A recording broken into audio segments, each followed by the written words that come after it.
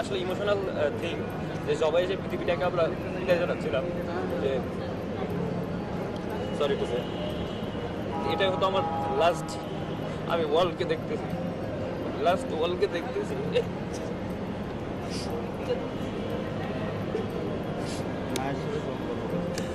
আমার মা আমাকে দেখতে চাইছিলেন লাস্ট ওই মুহূর্তে, বাট আমি তো তখন কল দিতে পারতেছি না, বিকল দুয়ায় সব করতে হয়ে গেছে। সময় যখন ঝুলে থাকে জীবন মৃত্যুর সন্ধিক্ষণে, তখন বেঁচে ফেরাটাই অবিশ্বাস্য। সেই বিভীষিকার ক্ষত শুকাতেও হয়তোবা সময় লাগবে বেশ, কিন্তু প্রিয়জন হারানোর বেদনা চাইলেই কি ভোলা যায়? বনানী স্বপ্নপুরা আগুনে বেঁচে যাওয়া মানুষের একটি প্রার্থনা, এমন মৃত্যু যেন আর না হয়। সুধীবৃন্দ, আজকে আমরা কথা বলবো আগুন থেকে বেঁচে যাওয়া সেই ভাগ্যবান ব্যক্তির সাথে। আমরা শুনবো তার নির্মম অভিজ্ঞতার কথা। এই টাইপের কিছু কিছু সাউন্ড আমরা ক্লিয়ার না, তো যারা বুঝতে পারছে ওরা প্রথম চান্সে চলে গেছে।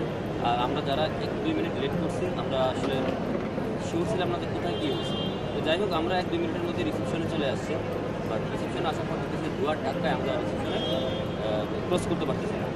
তারপর আমরা দ্রুত বাথরুমে চলে গেলাম, বাথরুমে গিয়ে তোয়ালে ভিজিয়ে তোয়ালে না কাছে, তারপর আবার শরীর দিকে যাওয়ার চেষ্টা করলাম, কোনোভাবে যেতে পারতেছি না। তারপর ভিতরে আবার ঢুকলাম, যারা ছিলাম সবাই মোবাইলে ফ্ল্যাশ অন করলাম, ফ্ল্যাশ অন করে আবার শরীরে যাওয়ার চেষ্টা করলাম, কোনোভাবেই ইমার্জেন্সি এক্সিটের কাছে আমরা যেতে পারতেছি না।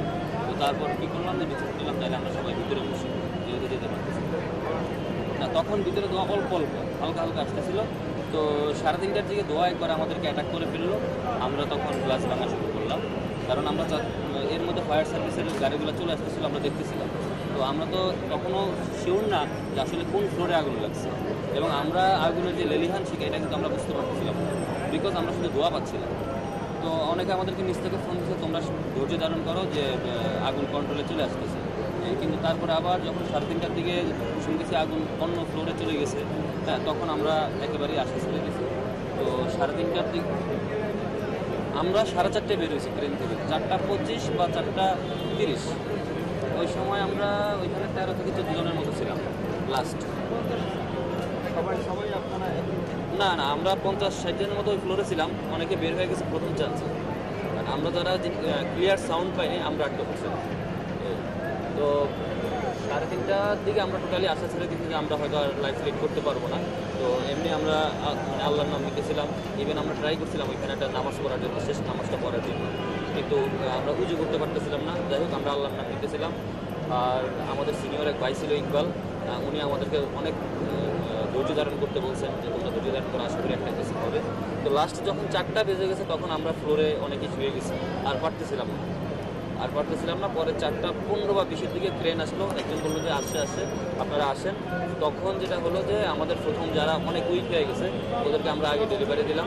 তারপর লাস্ট ট্রেনে, মানে আমি তো লিফটের 13 সিঁড়ির 14তে ছিলাম, লাস্ট ট্রেনে আমরা 5 জন নামছি। আমরা এই পাশে আসছিলাম, বাট এই পাশে এসে এইখান থেকে আবার এই সেরিনার এখান থেকে সিগন্যাল দিচ্ছিল যে এই পাশে আগুন, আপনারা ওই পাশে চলে যান। তখন আমরা আবার ঠিক ওই পাশে চলে গেছি। আমরা এই পাশে আসছিলাম।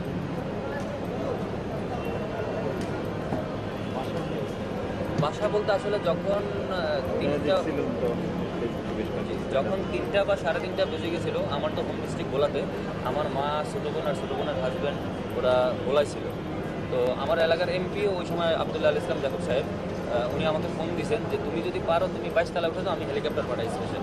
কিন্তু আমরা তো কয়েকবার অ্যাটেম্প করেছি। ইভেন এটা যখন উনি আমাকে বলছে, আমরা যারা ছিলাম সবাইকে বলছি চলেন আমরা 22-এ যাই, আমরা যে কোনোভাবে গেলে আমাদেরকে নেওয়ার জন্য হেলিকপ্টার আসবে না, কিন্তু কোনো চান্স নাই।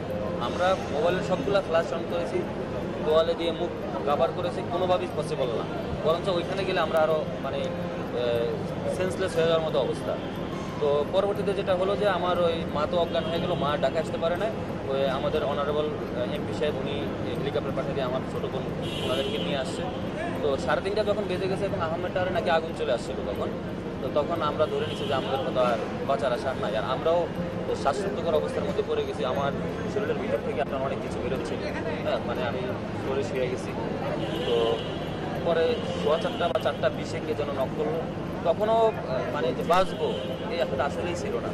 ইভেন আগুনের তাপ ছিল না, আগুনের ধোয়া ছিল, আগুনের তাপটা কম ছিল, বাট 3:30টার দিকে যখন দেখলাম যে গ্লাসগুলো গরম হয়ে যাচ্ছে, তখন বুঝতে পারছি যে সামথিং ডিফারেন্ট থিঙ্ক আর কি। এতক্ষণ পর্যন্ত যে আশাটা আমাদের মাঝে ছিল এখন আর সেটা নেই এরকম। আর হলো আপনার মানে যখন 3:30 বেজে গেছে তারপরে যখন আমরা পারতেছিলাম না তখন আমরা সবাই এসে মানে এটা একটা আসলে ইমোশনাল থিং যে সবাই এসে পৃথিবীটাকে আমরা বিদায় জানাচ্ছিলাম যে সরি টু সে এটাই হতো আমার লাস্ট। আমি ওয়ার্ল্ডকে দেখতেছি, লাস্ট ওয়ার্ল্ডকে দেখতেছি।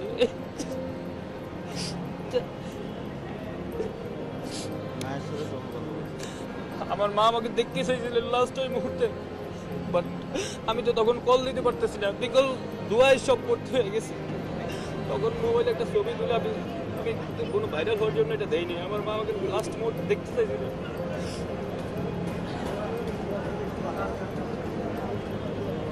আল্লাহর কাছে অশেষ সহমত, মৃত্যুকে শেষ দুয়ার থেকে ফিরে আসছে। খুব খারাপ লাগতেছিল লাস্ট মুহূর্তে যে সবাই রিলেটিভ সবাই দাঁড়ায় আছে নিচে, অনেককে দেখতেছি, অনেক হেল্প করতেছে, অনেক বন্ধু বান্ধব, অনেকের ফোন পাইছি। বাঁচবো, এই পৃথিবী দেখবো এটা আশা করিনি।